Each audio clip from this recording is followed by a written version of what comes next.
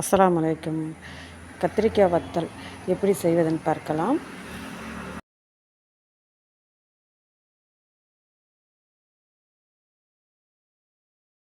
கத்திரிக்காய் 2 கிலோ எடுத்து வச்சுருக்கேன்.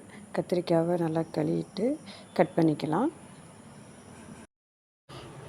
சந்தையில் கத்திரிக்காய் கிலோ 10 ரூபான்னு எனக்கு கிடச்சிச்சு. கத்திரிக்காவை இந்த அளவு கட் பண்ணி ஒரு நாள் வெயிலில் காய வச்சு எடுத்துக்கலாம்.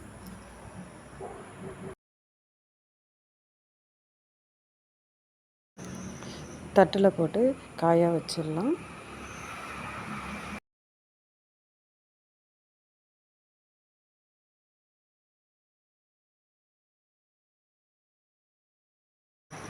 இப்படி காஞ்சி இருக்கணும். கத்திரிக்காவை நான் கழுவிட்டு நான் வேக வைக்கிறேன். ஏதாவது தூசி இருக்குன்னு நான் 2 தண்ணி ஊற்றி நான் கழுவிட்டேன்.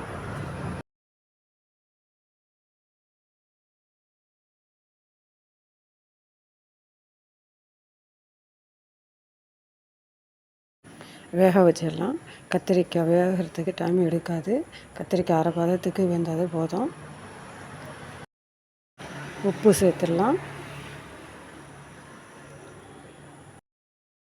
உப்பு சேர்த்து மூடி வச்சிடலாம்.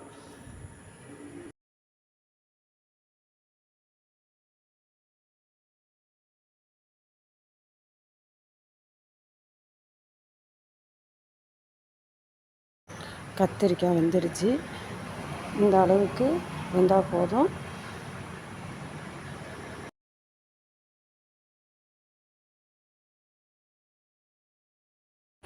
தண்ணியை வடிகட்டிட்டு காய போட்டுடலாம். 3 நாளில் காஞ்சிரும்.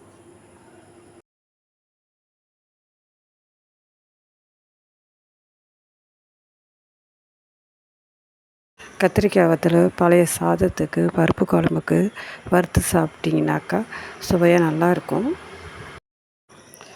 வத்த குழம்பு வச்சு சாப்பிடலாம். வத்தல் நல்லா காஞ்சிடுச்சு. இப்போ டப்பாவில் எடுத்து வச்சிடலாம். 2 கிலோ கத்திரிக்காய் இப்போ 250 கிராம் வத்தலாகிடுச்சு.